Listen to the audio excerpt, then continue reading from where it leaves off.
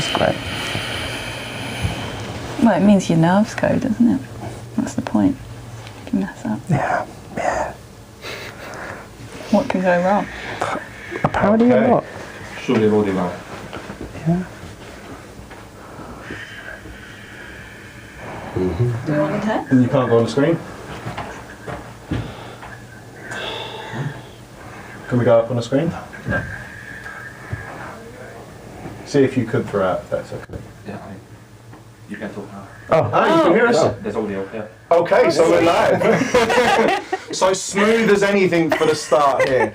But we are starting. So welcome to WorkFair. Thanks for joining us this morning. We're here with three fantastic guests, and we're talking about how to restructure the coffee industry. And when we say restructure the coffee industry, really we're talking about the staffing within the coffee industry.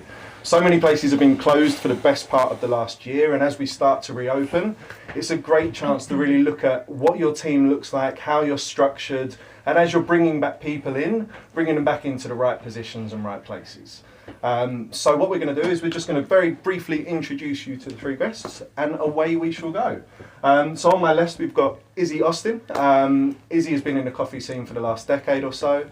At the moment she heads up the marketing and business development at Baristas on Tap, which we'll briefly talk to a little bit later as well. But prior to that she worked at plenty of places. She was at Notes, she did some work with Can Do Coffee as well, which is a fantastic social enterprise. So really looking forward to what she brings to the conversation. Next to Izzy, we've got Mo. Mo here again is coming from a more candidate side, but has done a world of different things in the coffee industry. So has a really, really good perspective.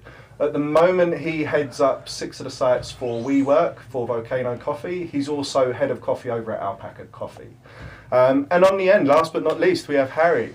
Harry Graham, social entrepreneur, if you like. At the moment, he's the MD over at Send Coffee. And again, he's been working with disenfranchised people and trying to make sure we get them into the right work over the last few years. So 3 fantastic perspectives. And I think the way we'll start this today is starting with how we structure a shop. I think a lot of people in coffee have, or tend to have, a flat structure across their shop. So we're just going to look at that and look at the different perspectives and maybe how you can look at bringing people back in and restructuring at the same time. So, Harry, a little walkthrough. That's right. Next time you'll have to streak. So we're gonna. So, Harry, what's your thoughts on how we should structure, or how do you structure your shops? So I actually put quite a lot of work into this recently of our own organisation. But I think the key to a happy work environment is actually to look at the way that people move and interact with one another in the space with your teams. And I think specifically looking at kind of theories like Dunbar's theory of the degrees of separation you can have with people. If anyone's not familiar with that and quickly Googles it, you'll see what I mean. It's all about having people who are, maybe have 5 people who are in your close inner circle. You maybe have 15 people who are in your kind of slightly wider circle, and then you have another 50 people or so, a slightly lower degree of separation, and building up to about 150 people, which is pretty much the maximum that theoretically that you can know.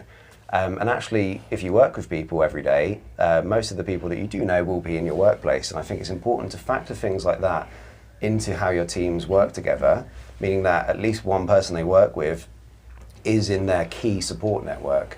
Ideally, that will be someone who's in a manager or mentor position over them, but ideally, at least one person in the workplace is part of their support network, which means that you can have a really, really happy and supportive work environment. I think that most people who don't have a happy work environment, it comes from not having that. It comes from not having that person in your support network at the workplace. I think we've all probably experienced times where you've had a bad day and you just don't have anyone to bounce that off.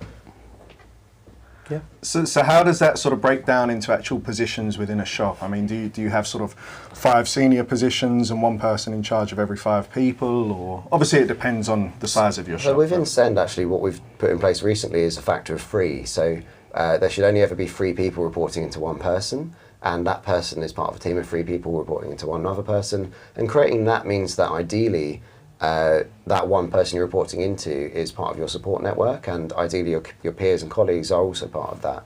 And I think that it's often problems creep in when you have too high a factor of separations, where you have maybe 10 people reporting to one person. You cannot invest the time that you need to in your team if you have that amount of people reporting into one person. I think often it can get confusing about who's reporting into who when that happens, and sometimes you have, in a group of 10, for example, I think we've seen where one barista sort of automatically tries to place themselves over the others and tries to start getting out orders in lieu of the absent person they're reporting into. And I think that trying to downsize how many people report into one person is really, really important to create happy environments. Do you split that by sort of responsibility and job function? So more focused on coffee or service or food, or so I think a actually mixture of...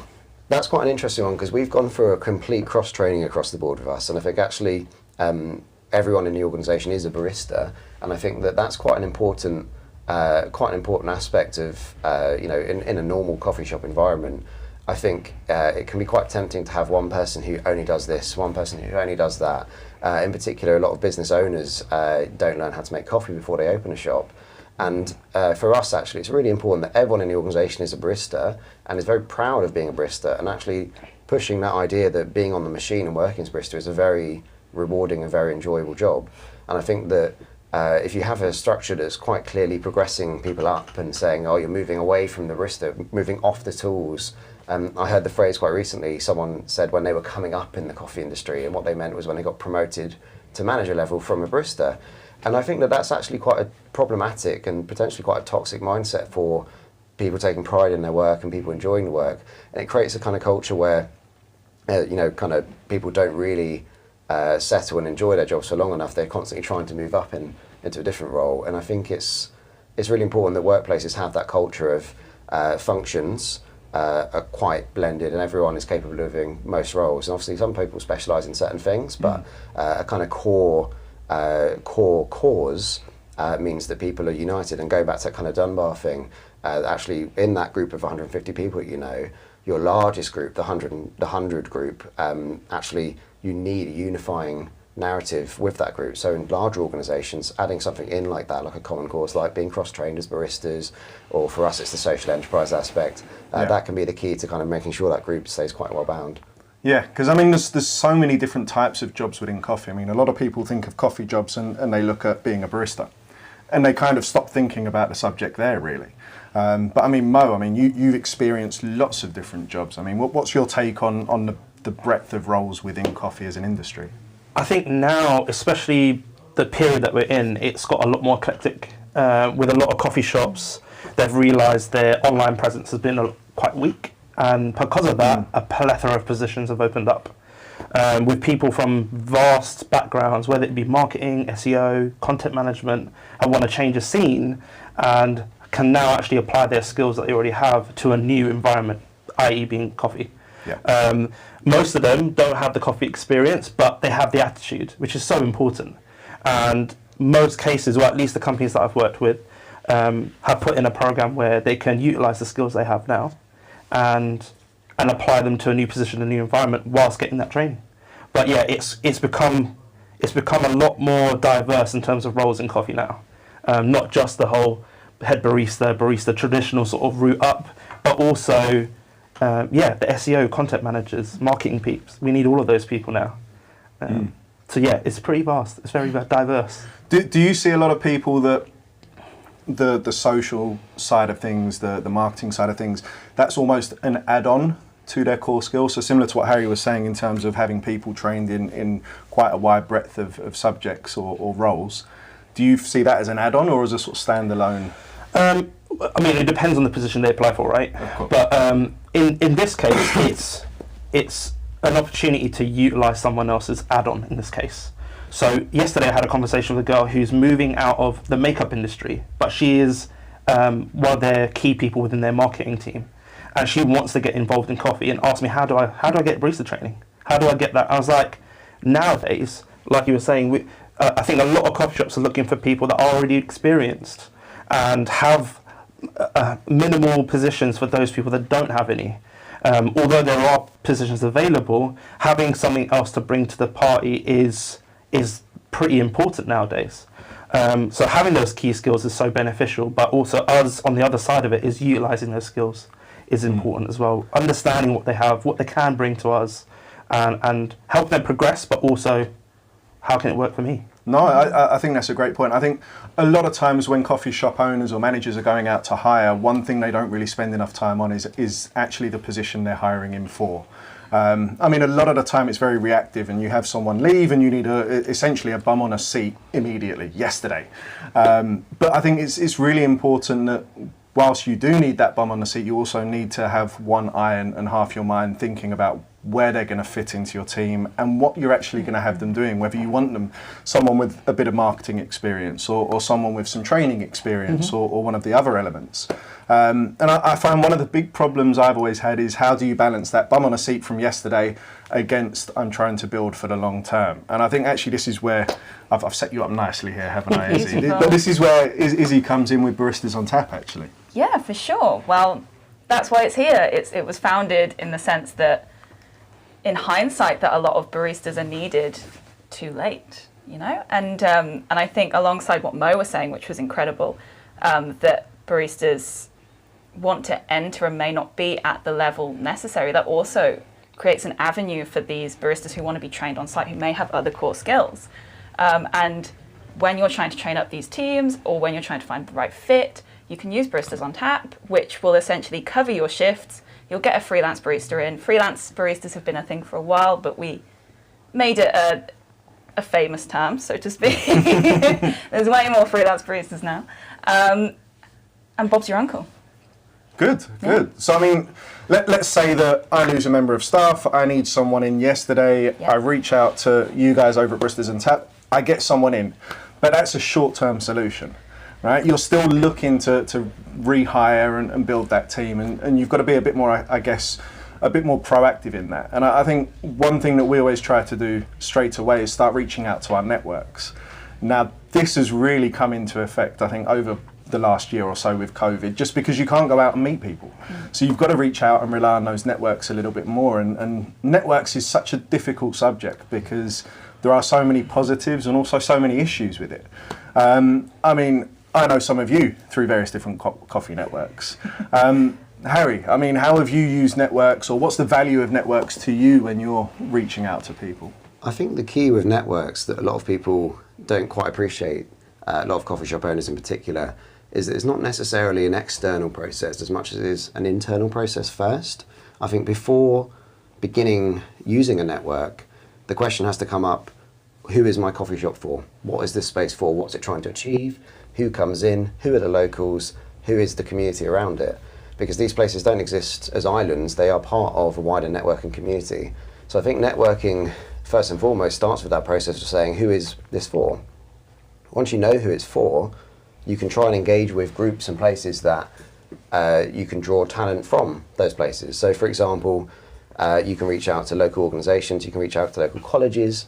There's in each borough that one of our shops is in, we reach out to Voluntary Action and the name of the borough. So for example, Voluntary Action Camden, Voluntary Action Islington, they're kind of hubs of charitable organisations, and often those charitable organisations can link us up with community engagement projects so that we can hire from the places that our customer base and community come from. And I actually think it's quite important to do that rather than starting networking from a position of, you know, just reaching out to people you know, friends and family. It actually has to start from knowing who you want to come in and who is your community.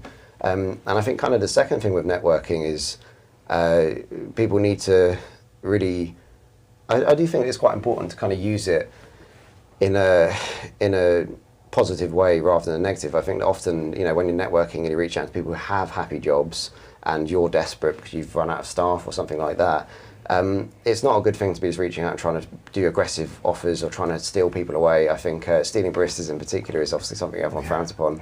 You know, whilst working behind the bar of my own shop, I've had people come in and say like, hey, you're looking for a new job, I'll double your pay and stuff like that.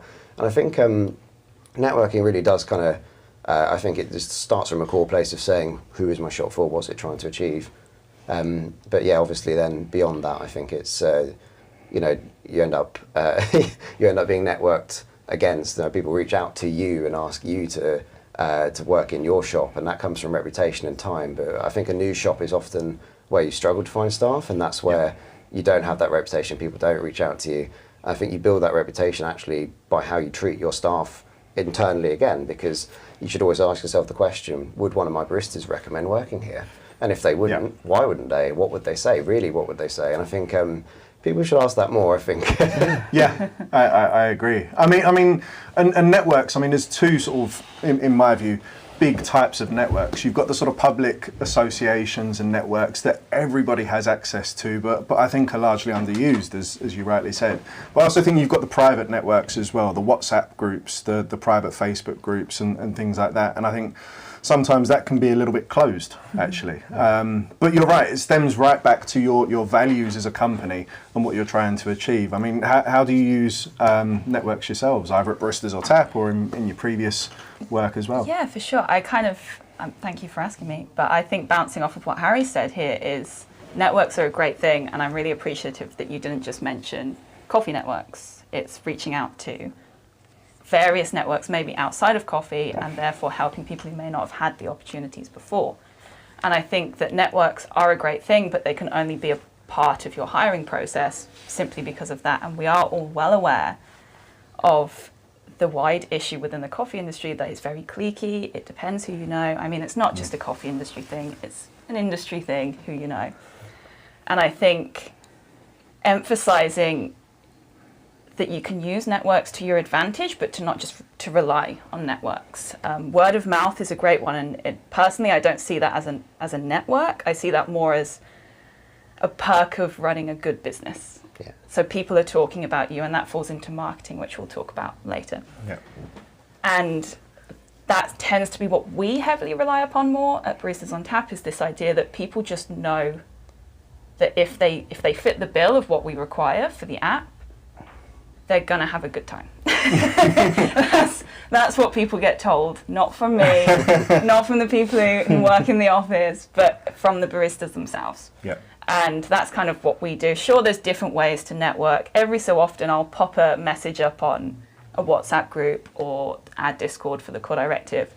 But largely, I feel that there's a bit of a snowball effect. And the only other networking opportunities not as Baristas on Tap, but we as coffee shop managers or supervisors or hiring managers, I've always placed emphasis on is reaching out to groups that you wouldn't otherwise think of, because otherwise the industry is going to stay the same. You're going to see the same people in the same positions, and maybe this isn't as much to do with kind of mid-tier baristas who may have like a year experience somewhere, because they're going to still be looking on the relevant job boards and the relevant WhatsApp groups and Facebook groups. But people who may, like Mo was saying, may want to get into the industry, who have no clue where to get into it, who don't have any friends in coffee. We're kind of segregating them when actually they could be the best barista you have. They could stay with you for 5 years and open your next shop with you. And I think that's the emphasis I'd place on networking. Yeah. I mean, coffee and being a barista is really a skill that can be learned. Yes. But working behind a bar and serving customers all day, that's a much more difficult skill to learn, actually, I think. That's one of the things I've realised for sure. I mean, Mo, you when you started in coffee, how did you sort of find that first step? How did you maybe network out from there? Because you've obviously gone from being a barista into somebody that looks after a number of locations, and you're head of coffee at Alpaca now. So, I mean, you've travelled quite a journey in coffee. How have you used networks in that journey? Well, much like what Izzy was saying about eclectic groups and people that you have come in contact, a lot of it is usually down to how much of an impression you've made, what type of person you are, in order for that networking possibility to be fruitful. I never go into any situation hoping that, I'm going to use their skills one day. I just want to have a good chat, much like this one right now. I've met two people I've not met before, and maybe one day we'll have a chat about something else. And that's how I always go into any conversation with anyone, as much how we are behind a bar. We don't know what we're going to mean to that person, but if we put the best foot forward, they always want to feel like they could do something for you. It's the same thing with job opportunities. Again, I'll take that example that I had yesterday. Was I met this person who referred the girl who's coming out of marketing in one of the WeWork buildings through just having a chat and having a coffee. And she goes, actually, I know somebody who'd be a really good fit. And I think that's largely down to the impression that we make to our audience or to our customers or to the people that we're just being honest, nice people. Yeah. You're more likely to have a conversation or go to somebody who's nice and approachable than someone who's a bit upfront and like harsh. Yeah. But that plays into networks as Because of that, because you're a nice person, you have a very diverse crowd. I think you were saying it earlier on, was you don't know who's going to come through that door. You don't know what their backgrounds are. You don't know what their titles are. Especially like in our shops right now, you can have someone who lives in a council property or someone who's a multimillionaire, and they can offer you a number of different things, but not because you want them. It's because they want to help you out. But yeah, I think that's kind of like why the shops have to be such inclusive and open spaces, because then you do get people come in. And I had quite a lucky example. 2 days ago, I was working behind the bar, and someone came in. They just wanted to ask a little bit about our program that we do at Send. We obviously have to engage with local councils quite a bit, and they were just asking a lot of questions. And as they asked more and more questions, I started to realise that they were someone industry, in the special educational needs industry. And I hadn't started from that position. They'd just come in. They'd ordered a terrible coffee. They ordered, they wanted a filter with milk and sugar, and so like my first impression wasn't great. But I was still fine with them. I was friendly with them, and by the end of it, we'd exchanged business cards. And she turns out to be someone quite senior for a local council in special educational needs, and someone that I'm hopefully going to talk to more about ways we can get employment for our beneficiaries. And it's funny how like the fact that the shop was a happy, inclusive space, goes back to I think trying to be humble baristas in particular, and kind of having that culture of inclusivity in the spaces. And we're lucky to have those spaces people can just come into, and it means that we can just it's like tube carriages. Everyone on it is the social stratification. Yeah, I mean networking is great. So I'll come back to you in a sec. I was just going to say, well, with networking, if you can hire through networking, I think that's really useful, but it's not always possible. Sometimes all your network is employed. Sometimes none of them actually quite fit the role that you're trying to hire. And I think you can't forget about the more active type of recruiting in putting posts out on job boards and really advertising to the wider network, which also comes back to what you were saying earlier in terms of spreading out and trying to find every possible candidate. And giving yourself a larger pool really to pick from. But some of the job adverts out there as well are terrible. I have seen some really atrocious job adverts in my time, really good ones as well. So I mean, I'm going to quickly go around and see if there's any tips or tricks that people have in terms of adverts, or any problems or horror stories equally. I mean, Harry, what do you tend to do when you're putting a job advert out? Do you have any insight? I think aside from the obvious, aside from just saying what you're doing, who you are, talking a bit about the company, it's obviously the first impression I get of you. So you have to do something like make it look nice, make it look well formatted. That's my pet peeve, badly formatted ones. I actually always ask a question, just a very basic question, slipped halfway through the job ad, which is, please include your favourite colour, as part of the application. And the problem is that I get thousands of job applications sometimes, and when I'm scanning over them, I actually just check if they've filled. If I've got a huge pool of applicants, I just check if they've filled in that question, because actually the amount of people that are copy pasting very convincing cover letters and sending them out, it's quite disheartening. And actually they haven't read your job ad, and I'm not going to spend the time reading their CV if they haven't read my job ad. I think actually that improves the quality of candidates you get quite dramatically, having a simple screening mechanism in the job ad. Yeah, no, I completely agree. So anyone out there watching that's going to apply for an advert, if you see a question in that advert of favourite colour, please do answer it. You're more likely to get a phone call, put it that way. I mean, what about you, Izzy? I mean, do you use adverts at Baristas on Tap? How do you try and bring people in if they're not in your immediate network? No, we don't use job adverts. We don't need to, which is a brilliant privileged situation to me. I know that a lot of coffee shop owners, if they're potentially watching this, will be very annoyed at me saying that, but we don't have to. However, we do have an infamous screening procedure, which cannot be mentioned in detail because it is top secret, but it takes a couple of weeks to go through. It's gotten more extensive during lockdown.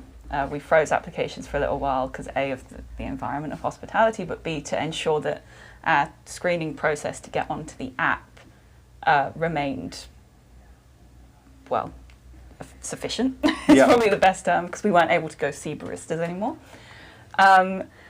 And a bit like what Harry's saying, there's almost, we don't put any questions in, but I love that. I think that's brilliant.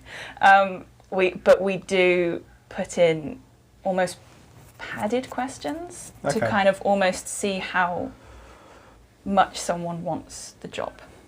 And obviously, because we can't go meet them per se, because we don't have a coffee shop for them to go meet in, we have to take this extra step in the middle very seriously to kind of see if they just want to make a quick buck, which obviously some people do want to, or if they're committed and like the idea of being a freelance barista and want to help out all of these amazing coffee shops across the country, across London mostly. And that's what we do. It's little kind of questions here and there. Obviously we have like coffee equipment questions, espresso skill questions and such, but there are certain kind of just little ones where we want to know what that individual's like anyway, and if they're going to be suited for that kind of position, because freelancing is not for everyone. Being a freelance barista is very difficult. I've been a freelance barista. It is very exhausting at times because you're constantly going into new environments and you're constantly trying to fight for the best spots. I won't name them. And I, because I'm the one who heads it up, needs to make sure that these baristas they're going to be okay. Because we don't just want to shove a barista who's then going to suffer, because they're going to have a horrible 8-hour shift. So do you rely a lot on phone calls in that sort of validation process then? Zoom calls are now my life, like so many other people. Yes. I think we've all been there, yeah. It's crazy to be in a room with like three-dimensional things. Yeah, but that's afterwards. So right, okay. I'm in a very lucky position where I don't have to have a phone call with so many candidates who may not take the job.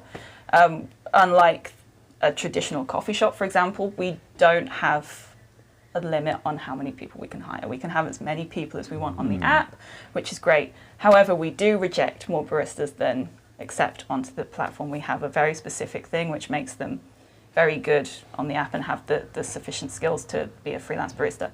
But after this kind of lengthy email to and fro, that's when we have a call with them. Okay. Or I have a call with them.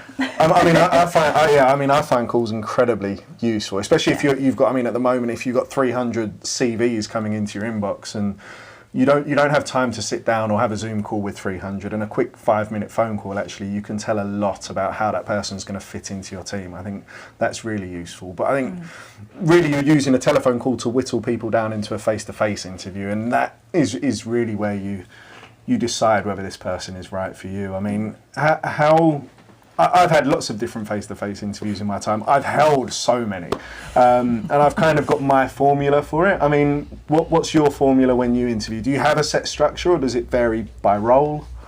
It does vary by role, but mainly because of like charity compliance reasons. Right. I think my traditional kind of interview, this might sound a bit odd because actually, like, I think a lot of the coffee industry is about not being very corporate. I actually do like to have a scoring system that I keep when I'm interviewing, because I find that, if you think of those kind of like optical illusions, this line and that line, and one's actually longer but they don't look longer, those sort of optical illusions and stuff. It's a bit like that with hiring. You might have those optical illusions are your prejudices, and you might actually be expecting someone to be better because they look a certain way, they act a certain way. I think the famous one is tattoos. I once got told at an interview that if I had an Australian accent, I would have had a better chance. So I think trying to remove those prejudices, they're the barriers. So actually having a scoring system behind the scenes, not necessarily overt, not necessarily, and on a scale of 1 to 10, how good a barista are you? That won't work. But just actually scoring them, trying to be semi-objective with it. So I do actually kind of have I score them on multiple things kind of throughout the interview process, but I do tend to try and have the interviews as a conversation, because I find that actually if you have a sort of if you have an almost kind of test interview, it can just be very intimidating, and actually I want to see the best version of them, not the worst version. And I think the worst version usually comes out when there's been lies on the CV. And yeah, I could share some horror stories about those, but once had someone put on their CV that they had worked at one of my other shops. My shops are all independently branded, so you can't always tell. And at the interview said, "Oh, interesting, you've put this place." And as we undug it, I think they'd have got the job had they not lied. They didn't need to lie. That was the worst part. But yeah, I think just conversations and letting it flow, and having a scoring system behind the scenes is really important. With the scoring system, is that something that you do as you said, behind the scenes solely, or is it something? How would you rate yourself out of 10 as in this particular skill, or is it something you put forward to candidates, or just for you? Yeah, it's behind the scenes. The candidates don't ever know. It never comes up. It's something that we do. Two people have to have interviewed them for that reason, because actually you need to have a cross section of the scores, and you tend to do a mean average of the scores. So like between, say, one person gave them a 10, one person gave them a 1, then they get a 5 rather than. Yeah. But it's that doesn't happen often. Yeah. It's surprising how often the scores are just so obvious. But I occasionally throw that question in. Like out of 10, how much coffee knowledge do you think you have? And I think everyone who answers 9, strong 9 or 10, they're usually 1 or a 2. Yeah. Like I think it's the classic thing. The correct answer is maybe a 3, and then you're like, okay, like. That probably means you're actually an 8 or a 9. What sort of, how do you score? What categories do you score in? You don't have to be specific, but just generally, it's 10 separate categories. I think conversational skills, machine knowledge, ability on the machine. For example, on ability on the machine one specifically, it breaks down into can they do X pattern, and has it got any defects? And I actually link it. I think I showed you this a long time ago, but I actually link it to the scoring sheets that they use in competitions to try and remain objective. And it's anyway. It can be quite kind of involved, but it's important you're not filling that in front of them, and you're filling it in right after they've left the interview, so they never really have to interact with that side of it. Have you got any favourite questions? Favourite colour, yeah. No. But in the face-to-face, have you got any questions that... one of the questions I always really like to ask is I ask people to describe their favourite experience when it comes to food or drink. And really what I'm looking for is someone that can tell a story. Someone that can talk, someone that if you ask a really open question, they can come back and actually, they paint a picture of when they were in Baja with their friends in a bar and they'd just finished university. But they take you to a particular event rather than tell you what they drank and ate and leave it there. And it shows you their awareness of not only the product, but the surroundings that they're in.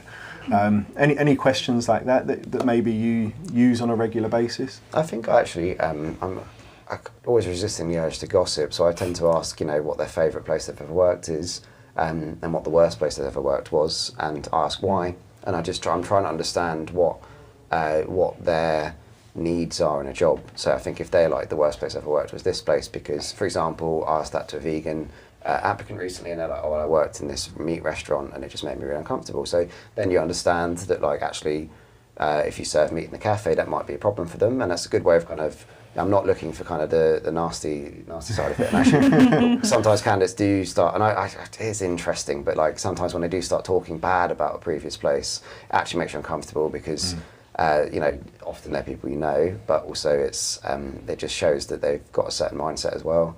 But it's interesting hearing their favourite places that they've worked and why, and I think I've had interesting answers to that. I think that can often reveal a lot about a person and what they actually want out of a role, and Good. When I go through the face-to-face interview, I tend to break it right where we are into 3 sections. So the first, I will interview them. And I have sort of a set list of questions, and we go through those questions. And after that, I then pass the buck over to the candidate, and I want them to interview me. I had this opinion that I think it's just as important that a candidate knows what they're potentially walking into as it does for an employer to know who's walking into that situation for them. And also at the back end of that, it then tells me what I need to do to get that person on board if I really liked them. From a candidate's perspective, when you're interviewing, have you got any sort of questions that you feel are really important to ask a prospective employer? I think top of the list is I always ask why they got into coffee. I need to know whether the reasons kind of are similar, or whether mindset's kind of similar. Because mine is very personal. It's progressed why I've stayed in coffee, but why I got involved is because of how much change it can give somebody. And I'd like to know that was the same thing for somebody else. And then I want to know their journey just as much as they want to know mine. I want to know where their best experience is, why they left their last position. So it's almost like you said, you pass the buck. I'm going to interview you and pass the same questions in a different way, of course. Yeah. And find out why I want to work for this company besides just the job board ad. was like, yeah, it might be a perfectly formatted, sneaky question format, but I want to know whether this is the environment that I want to work with, no matter where it is. Like, am I willing to travel 2 hours to get to this job? Yep. So it sort of comes down to values and culture as much as anything. So I actually once helped someone open a coffee shop, and I asked a similar question whenever someone wants to open a shop and I'm helping them with it. And he said, "Oh, I just want a place to take my dates." And I thought that'd be really cool. And I really appreciate how honest he was, because I managed to kind of convince him not to open a coffee shop. Because imagine you sat there and imagine you've gone to the interview, "Oh, why did you open this place?" Well, yeah, I don't think that would have been, but yeah. I mean, someone like that, maybe a trial shift would have been very valuable, actually. Give them a little glimpse of what they're looking into. Yeah. I mean, trial shifts is a whole nother subject. I mean, we were talking about sort of validating culture, and I think trial shifts actually are really useful there. Maybe not an entire day, but bringing someone in for a trial shift I find incredibly useful as a potential employer. Do you find them useful from a candidate's perspective? Yeah, I mean, most cases when I've been involved in hiring somebody, rather than on the other side of the line, I try and do it the other way around, where you'd have a screening process, so you have a little chat and so on. I do the other way around. I look at, okay, you say you have the experience. Let me see if you've got the experience. And I get them behind the bar straight away. I get them serving customers, and I watch everything, and I have a conversation with them. And the last thing I'm going to talk to them about is really about coffee, because I think if you're interviewing somebody who's got all the experience, then this should be second nature to you. This should be like mechanics. So really what I want to find out is if they fit into your team. If they fit into that environment. Are they able to supply that experience that we want to provide as baristas or people of coffee? We've said this in different ways, is that we're kind of masters of that 2-minute conversation, right? And we allow people to forget for that 2 minutes or to just have a little break. In that, we provide a coffee break experience. We actually emphasize it. To have that escape, and it's another reason why people come back. You nourish your network. There's so many reasons for why you do it, but I want to see if they can do that. So have that chat, see what they do, have a conversation with them, and then there's always a quiet period, and then I have a little tiny interview process. And if they're great, then we have the formal interview afterwards. I'm like, okay, this is the business part now. Yeah. I know you can do this stuff, but now do you agree with the rest of it? And that's always been my method. I've always been a practical person. I've never liked an interview process just because I think it's so, you're usually stuck in a very small room, or you start getting the hot face, or you get nervous or dry mouth, whatever it might be. So being somewhere familiar allows me to see them relax and really do what they say that they do. I mean, yeah, I'm going to screen it and see if they're fabricating a lot of the truth. Saying that they've worked at one of my places or not, but if your CV reads well, then great. Let's have a little trial shift and see whether you can deliver the goods. I kind of wonder though that there's pros and cons to every approach, but that kind of removes a lot of the natural prejudice that you get at the interview stage. I think my least favourite term is vibe. They had a good vibe, they had a bad vibe, because actually I don't think that's always.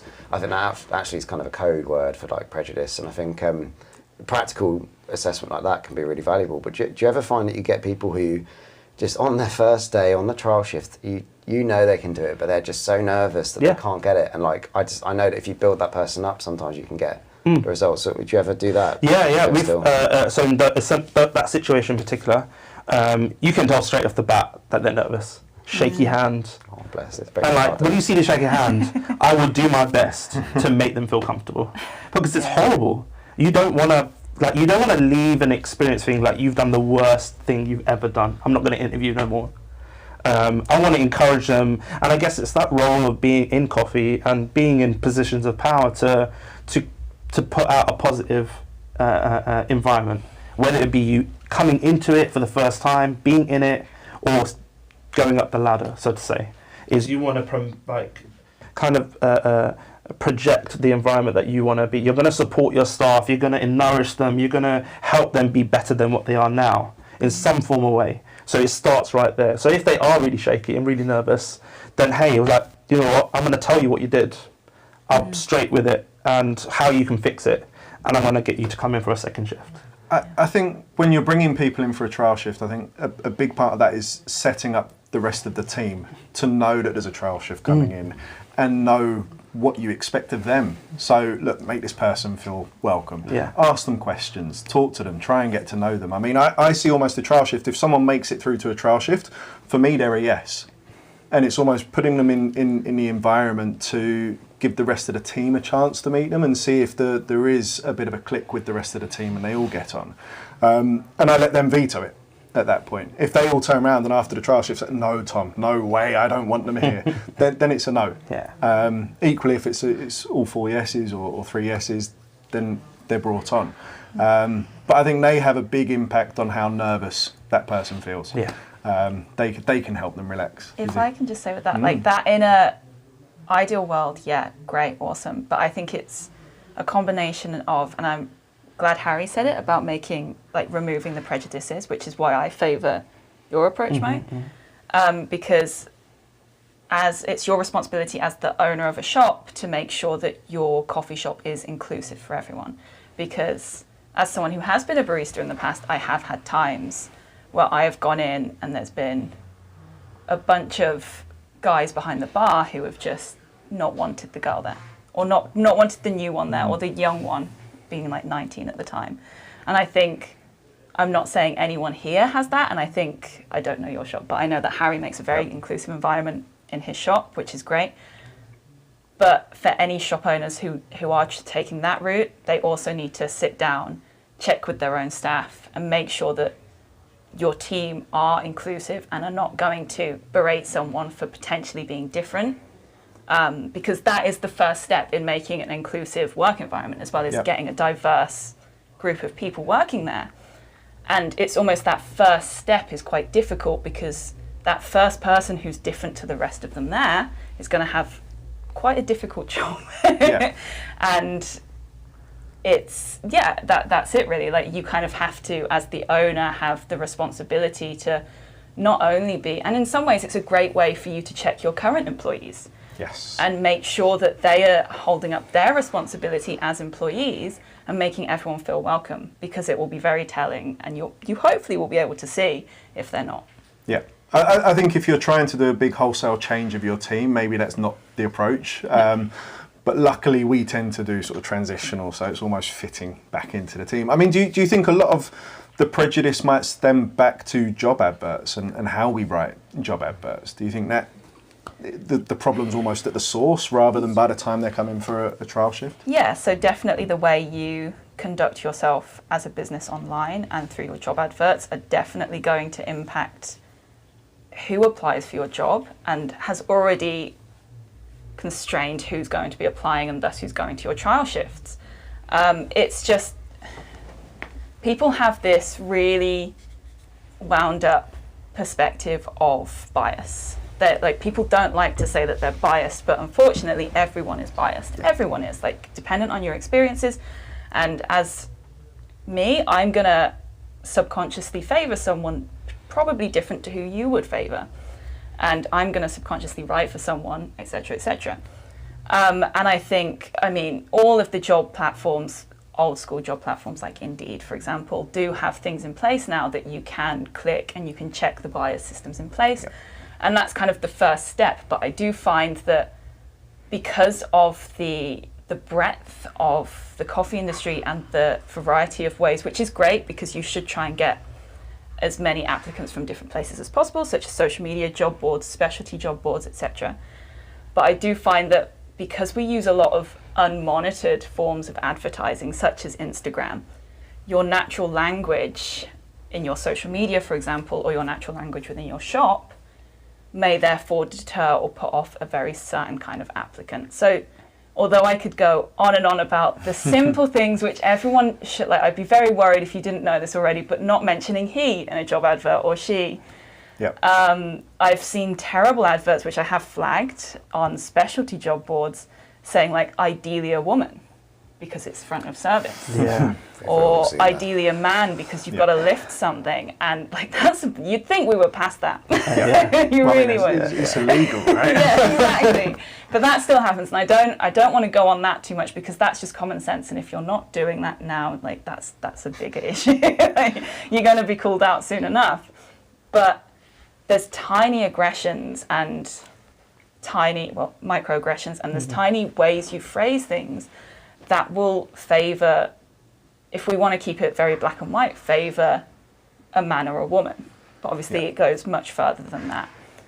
And being aware, and this could be a whole other hour's talking about this, so I'll keep it short. But most of this could, to be fair. There's so many resources online. There's like a quick Google. There's no excuse not to do it. A quick Google will find out where these microaggressions lay. If you have a member of your team who is willing, because don't make them do the work for you, but who is willing to share and kind of check over stuff and be like, well, maybe don't say this, that will work better. And I think one of you guys approached it already, but this kind of imposter syndrome-y aspect where you shouldn't feel like you're top of your game at any point in coffee. It's a subjective industry, and you're always growing because things are always developing. You shouldn't be asking for like the best barista in the business, because I wouldn't apply for that, because I'm always checking myself. I know I'm good at what I do. I know I've got the skills, but I'm not going to apply for that, because that's also instilling a kind of a coffee shop culture that I think is going extinct now, but is still there in some aspects. And I think it's these very small language barriers which are really putting off a huge proportion of applicants. So yeah, and I think like those microaggressions, those code words, I think they slip in a lot, and I think it is interesting that one I've seen has crept back in recently is there's an Aussie term for a gun barista, and I've seen that a lot recently. And one of my team actually posted something on social media about looking for a gun barista, and I said talk me through the term, understanding it all, and I think I said that personally I would have felt uncomfortable applying to that because I don't know what a gun barista is, but an Australian or Antipodean barista would have been like, yes, I am a gun barista. So what is a gun barista? I think it's just an Australian term. My understanding from it, sorry if anyone's getting mad. Correct us in the comments. I'm pretty sure it's just it's a term that's really popular in Australia that is just a really good barista, and I think that's a great example of how like a term like that would limit your pool of candidates, and that's that's where the business is weaker because of it, because you're getting less applicants, and that's always you're almost screening applicants by accident. And I think it's really important to kind of just that I think it might have been you, Izzy, who showed me that the simple thing you put the job ad into and it just flags all the micro terms and stuff like that, but it will still miss stuff like that. It will still miss colloquialisms, and it's important to kind of have that mindset that you don't want to be putting anyone off applying. You mentioned earlier in terms of social media, and we're talking about language and how to cast that. Do you screen people on social media? Because more and more I see candidates screening us on social media, and I've never really known what the right way is here, and I'm just going to try and answer the question for myself as much as anyone else out there asking it. Do you screen it? Is it okay to? Is that permitted? Such a big problem. Is it expected? For us. I'm not going to lie, I did it with these two. Yeah. I need to know, because I'm not going to go ahead and start having a full-on conversation about something that could be quite intimate to one person. I don't know them enough. And the only way that you can possibly, and it is a little bit like, oh, should I do this? But you get an impression of what they could be like. Yes, the thing about social media is you do put a side of yourself that is a little bit fabricated. I lived this type of life. Yeah, I'm not going to say fabricated. But like, and that's fine, but then it does give me an in, and what can I possibly have a conversation about? If your Instagram's all about food and coffee, great, let's have a conversation about food and coffee. But it gives me an opening conversation that could be a platform to have other conversations. I can see you huge itching. Problem for me. So on the one hand, if I don't screen them, I can be accused of negligence because we work with vulnerable people. And so we have had this debate internally quite a lot. We've spoken to external kind of other charities that we partner with that mentor our charity. We've had to have a lot of advice from. And it just seems like a real split down the middle about compliance and being not negligent and actually checking if there's anyone, for example, they might have posted like a hate message on their social media, or even it might just be a very strong opinion, but then we can't put them in place where they're working with someone vulnerable. It's not illegal to say that you hate disabled people, I don't think. It might be a hate crime, it should be a hate crime probably, but they might have that on their social media, and if I don't spot that, if we don't look for that, that might be a problem if we then hire them and we've put them working for a young disabled person. So that's the angle that I'd like to approach it from. But I do think that on the other side it's not really fair sometimes to screen people on something that is not necessarily linked to their employment. I think if you're using something like LinkedIn and it's deliberately, the function is to portray their employment narrative, that's fine. But I think, if someone's using an Instagram and it's completely personal, I think sometimes you have to, I just think from a candidate's perspective, just being very aware of how easy it is to look things up, setting your social media to private when you're doing job runs. And I think that should just be a basic step, because I imagine that many employers just screen people straight out. And actually the old habit of having a photo on a CV application that we finally managed to get rid of, I think, well, some people still do. I sometimes get drawings of people, which is actually quite pleasing. But I think actually the social media offers an angle to now screen the candidates by appearance again, because people are just Googling to see that. And I think that's, I just think being really aware of that stuff is like, changing your profile picture to a long distance photo of yourself, going to private, those things, so that you're not being screened on your appearance, I think is actually quite important in the modern, and it is challenging though. I mean, that's actually what we're trying to do at WorkFair. We're coming to an end. I think we might get cut off in a couple of minutes, but so I'm going to ask you for closing thoughts, if you like. But yeah, that's what we're trying to do at WorkFair is not necessarily a social network, but just a place where you can advertise yourself in terms of work and link things that you want to. And that way it sort of keeps things, I think, separate. It's LinkedIn's great, but it's no good for hospitality in reality. So yeah, that's exactly what we're trying to do. As a last thought, I'd just love to hear what your thoughts are on references and how you take references, because this is something that historically I've done an incredible amount of, but it's actually really difficult to do in the hospitality industry, because a lot of places are run by independent people and they just do not have the time, and they can't pick up every phone call, and they're on the bar because they're covering someone and they didn't get a chance to call Baristas on Tap yet or anything like that. Do you try and take references? Does that change maybe because of your setting, Harry? I do. I think I do think that if someone isn't the other end, if a former employer or manager isn't willing to take the extra 5 minutes to reply and confirm a reference and confirm some employment, that says a lot about the candidate actually, that I think that can be quite problematic to kind of hear that they can't even provide a reference to validate what they've said. I hate's a strong word, but I strongly dislike references that are like forms that get sent. So I get sent that as a former employer. I get sent a form reference like, can you fill in this half an hour form for me? And no, that's not fair. Yeah. But I think just a simple confirmation of employment, ideally a comment about what they think the reasons for leaving were, and I think that can happen really naturally and organically. And I think it's kind of it's important to do that, because you just get so many liars in job applications, and I think it's as I mentioned one earlier, I've had dozens over this year already, and I think it's problematic that the people who are claiming to have done things have an edge on the people who are being honest on their CV. I think that it's important to validate claims. Yeah. As a candidate, do you find it difficult getting employers or previous employers to give you a reference? No. Good. Only because I'm one of those, I'm a firm believer, I'm sure like everyone here is, I always want to leave the same way that I came in, on my best foot, and increase the chance of having that reference if there was one. But I think it's approaching someone who's available to give that reference. I think there's always a little bit of confusion of who I need to go to get it, and they go far too up the ladder to get that reference. Go to your supervisor, the one that's in your line manager, and ask them to do it, because more than likely they'll agree, and two, they'll make the time for you to do it. And they know you best. Exactly. They know, you said it, they know you best, they know what your capabilities are. You're more likely to get that person picking up the call and having a conversation with you. So yeah, I haven't had a problem so far.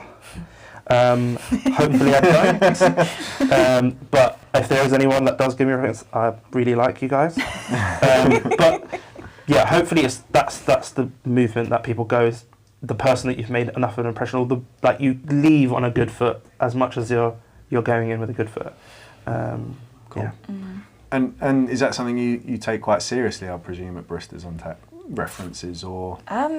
Is that part of your secret validating source? No. I'm going to be the middleman here and be like, as someone who has worked as a barista, I don't trust references. I think the staff turnover within coffee shops for managers, for example, is too high for me to go chasing if they've worked somewhere 3 years ago. The only thing we need to check is that they do have the minimum of 2 years specialty experience. And that's how far we'd go with a reference, is we'd just be like, hey, can we just check they've worked from this to this? We don't check anything to do with their personality.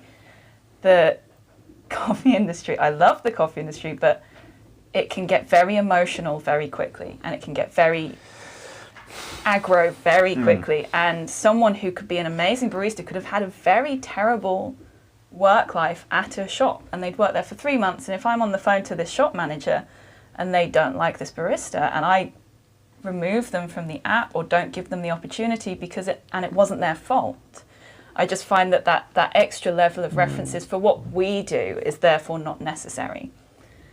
We have a rating system within the app, so they wouldn't last long anyway if they were terrible. Like, as soon as they get a low rating, they have to be looked over and we check on them again. But like I said before, with that middle question is to kind of weasel out their personality. And that's all we do. Fantastic. We have 2 questions from the audience, so I think it's a good way to finish. This is how high tech we are going today. Let's hope I can read your writing. So we've got a question from Lisa, which is how much cross-training is a good level? So the balance between sort of specialist roles and mixed skills, how do you decide maybe who gets more training as, I think this is what you're asking, Lisa, but who gets more training on coffee, who gets more training on food or service, how you balance that? I think for me, I'm guessing it's kind of aimed at me, so I talked about cross-training. I would presume so, yeah. I think for me, Lisa, if you are watching, the key is actually to have just one key thing that everyone is cross-trained on. For example, it might be front of house, or it might be the barista, but I think that actually having people, they can then have the avenues to pursue their own specialists. We all talked about this earlier about, someone might then go into doing the social media. Not everyone needs to do that. It might just be that they've got a passion for it, or I've got one member of the team who's an artist and loves doing all of the art and A boards. That's their passion, they can follow that as long as they've got that key unifying aspect, which they can all be baristas. So ideally, going back to my first comments on the Dunbar thing about having a common cause, the cross-training is a really good mechanism for building that common cause. So I think quite extensive around one component is the key. Okay, and we've got one more question from Ella, and I'll open this up to everyone, but any bad experiences you've had, either as a boss, so a mistake you've made perhaps, or as a candidate where you've been treated badly by a boss, that's almost shown you the right path and the light into how to be a good boss. So almost like failures you've turned into successes or anything like that. And I'm sure we've all got plenty of stories, but to put you on the spot and to round up with, shall we start with the man in the middle, Mo? I've had a few. There's ones that come to mind, specifically being there longer than I needed to be is always a common one. It becomes very prevalent that they don't have a structure in terms of what you're going to do in the day, what they're trying to find. Sometimes them being too honest about something. Okay. It's been, and I'm not going to get to specifics, but and it's to do with working life, is why they're in the situation they're in. And I was like, I want you to make this an experience that I want to be a part of. I'm losing the attraction of the job. I'm not going to go into too many specifics because there's loads, and I'm literally reliving the experience in my head. Thanks, Ella. It's just one of those where I'm glad I'm not a part of that situation no more. What about you, Izzy? I mean, when you were working back in coffee, and anything you've learnt on that's helped you sort of manage better? Because I mean, managing is difficult. Managing's difficult. Managing seems the easiest thing in the world until you have to do it. As a barista going to a manager. Being mindful that everything you say can be taken differently dependent on who you're talking to. So to keep everything the same with everyone. And also I've had terrible experiences by managers which I won't go into. And they're as easy as saying, like, don't tell the girls that they're wearing nice underwear today. Like those terrible things which come up. So like, no. Yeah, please don't do Please don't do that. Please. It's not a compliment. But other things, just like not, a bit like what you're saying, like not being too present for somewhere that isn't giving you the time and energy back. Yeah. The amount of shops, and it still happens all the time with so many of my friends who are still baristas, is you go half an hour early and you start working because it's busy, and then you stay for an hour afterwards because you might want to help and wash up, and it's great, and you're a team player and like brilliant, and if you find the right fit of a coffee shop that does value you, that's amazing. But a lot of the time you just take them for granted. And yeah, just essentially them just kind of checking yourself and just making sure that you're not taken for granted. Most jobs are paid very badly as a barista, and just tiny little vocal cues, which I've never used because I've been aware of these, but the amount of times I've had managers say to you, oh, well, you're just a barista. And just is one of my, I hate the word just, because there's no positive thing really just to come out of belittling, that. isn't it? Yeah. And understanding that everyone within that shop has a part to play, and without any one of those people, it will go to pot. So that's me. Good. What about you, Harry?